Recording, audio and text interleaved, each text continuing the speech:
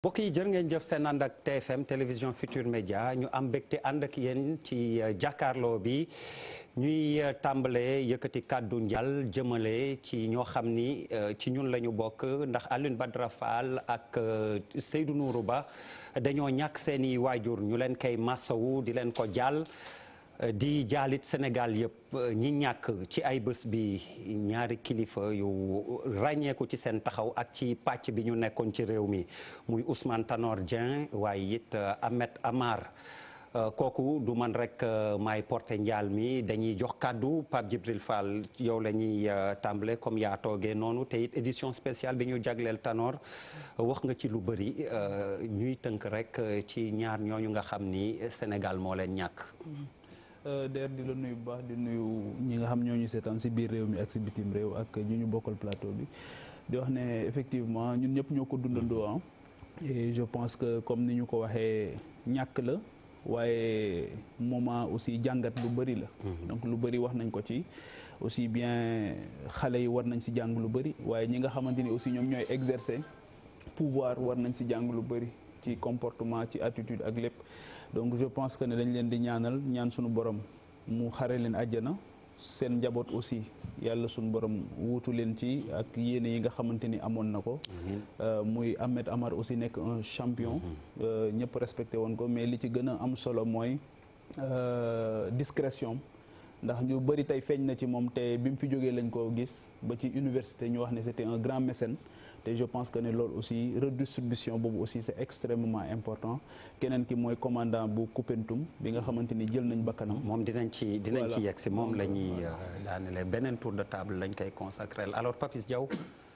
ñaar ñi Sénégal ñàkk ni ko Pape Djibril waxee gannaaw jaal bi ak massawu bi ñu war a taxaw seetlu tamit ci seen jaar-jaar ak seen dundin. waaw fi Pape jeexalee foofu lay tàmbalee ci Amar. discrétion bi moom ngay gën a jàpp parce que man personnellement xamuma ko en tant que nit nii.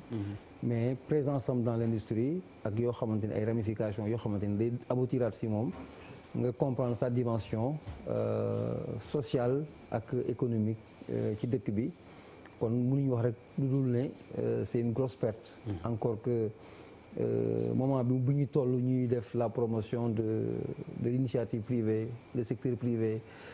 xëy na gënoon na Sénégal soxla na ñu mel nii xëy na ñu gën a booster l'action du secteur privé muy benn un dommage mais di ko ñaanal yàlla mu xare ko àjjana Ousmane Tanor nag moom laa gën a xëy na donte xamuma ko mais moom laa gën a mën a xëy na waxal dara surtout au nom de la fibre sportive bi nga xamante ni moom la ñu xaw a bokk ndax li ma ci impressionné ci président Ousmane Tanor c'est pas l'aspect politique mais mooy sa passion pour le sport et particulièrement pour le football je me rappelle bi ñu nekkee en 2000 au lendemain de la chute du PS c'était pas évident quand l'équipe du Sénégal jouait au stade Léopold Senghor les dirigeants d'alors étaient dans la disgrâce quasiment libéraux yi ñoom ñoo nekkoon ñoo xewoon comme on dit mais li ma si monsieur impressionné mooy président Ousmane Tanor Dieng il était toujours à la tribune l'un des rares responsables politiques yu mag yu ñëw toog si biir yi ça m'a beaucoup frappé ma ne ça c'est le Sénégal ça c'est pas la coloration ni idéologie politique ni appartenance parti man loolu mu frappé et ça ne s'est jamais arrêté ba bu muy génn àdduna à chaque fois bu nekkee équipe Sénégal day ñëw keroog maa ngi wax ak yenn dirigeants yi ñuy wax ne dañ ko doon rappeler ñoom seen bopp dañ koy envoyer ces invitations parce que dafa bokk ci décoru dafa bokk ci tribune Léopold Senghor par sa fibre sportive donc c'est une grosse perte pour le sport pour le Sénégal pour tous les musulmans également ma koy jaalee mbokkam bu jaalee ñëpp ñi nga xamante ni ñu ñoo ànd bokk Charles Faye waaw merci di def ñëpp ni Pape Djibi di leen jaale Sénégal parce que on a perdu lu ñuy wax des gens utiles kenn ki si wàllu politique par rapport à une cause qui était la cause socialiste en tout cas ak son parti xeex na fi def na fi loo xamante ne ay jaloore peut-être que y a des choses tout n'a pas été rose mais si politique la lu may jàpp si politique la position républicaine boo xamante ne daf ko fi théoriser am benn tenue boo xamante ne moom rarement on l'a vu surtout si ay jamono yi on a beaucoup souffert de yenn wax yoo xamante ne day dépassé wala yenn comportement yi c'est quelqu'un de ce point de vue boo xamante ne on va regretter cette absence là parce que style la woon te ni comme Pape Djibril Fall lu mu ko waxee daal mun nañ xoolaat bu baax a baax ba jàngat lu bëri si Ousmane Tanor Dieng feu Ousmane Tanor Dieng di ko jaale jëpp et par rapport au sport Papis am na lu mu fi kii xam nga juste avant 2000 que le Parti socialiste perte le pouvoir il y avait une décision qui avait été prise par l'administration Abdou Diouf moo doon quoi mooy non inscription de l'équipe nationale des équipes nationales de football aux compétitions aux éliminatoires Coupe du Monde ak Coupe d'Afrique et à l'époque Omar Seck moo doon président fédération du football et Ousmane Tanor Dieng le président va fermer les yeux ba pare accompagner mouvement bi te moi à l'époque si benn interview bu ma feu Omar Seck waxoon mooy que c'est grâce à lui que le Sénégal dina participer aux éliminatoires de la Coupe du Monde et c'est ce qui permet que Sénégal dem éliminatoire à la Coupe du Monde donc malgré la décision mais le sportif boo xamante ne moom la woon il a permis à cette équipe nationale d'aller à la Coupe du Monde kooku vraiment d'abord même Coupe d'Afrique 2000 même 2000 waaw pour dire donc il avait benn passion pour le monde du sport et je pense que lu am maanaa la keneen ki l'homme utile mooy dans l'économie te dégg nañ Youssou Ndour di ko wax que koy jaale aussi parce que bu ñu fàtte que entre les deux quand même leurs enfants sont mariés dîner un entrepreneur je pense que dans comme bu ko waxee dans le milieu de l'entreprise quelqu'un boo xamante ne il est parti de rien won nit ñi rek rien n'est impossible il faut juste le vouloir et def na fi loo xamante ne si dans le maa ngi doon dégg que même hôpital il voulait investir parce que tout simplement mu ngi doon xalaat que ñi ngi dem di faju à l'étranger mun na noon ko def nii et comme par hasard pour woon rek yàlla lu muy def mais c'est ça qui est extraordinaire di leen jaale leen tam seen famille mais tout le Sénégal et aussi le groupe Futurs Médias parce que partenaire la quoi c'est un partenaire voilà Charles merci beaucoup alors Bouba ma jox la kàddu gi ndax ni ma wax tiisu yi Sénégal yëpp la laal nga yow it indi si sa kàddu seede. waaw merci Der di wax que ni quand même namoon nañu gars yi tuuti. émission bi di wax peut-être que du ma mën a yokk même plus que li gars yi wax bon Ousmane Tanor Dieng mythe la pour ñu bëri man loolu laay gën a saluer quoi je pense que lu mbirum politique yëngu. je pense que nit ki tout le temps même adversaire am yi am na benn respect bu ñu amoon envers ñoom da ngi fàttaliku ñuy recevoir fii ñoom Bamba Fall ñoom ñëpp ils avaient même bu ñu d'accord woon ak moom ils avaient du mal à vraiment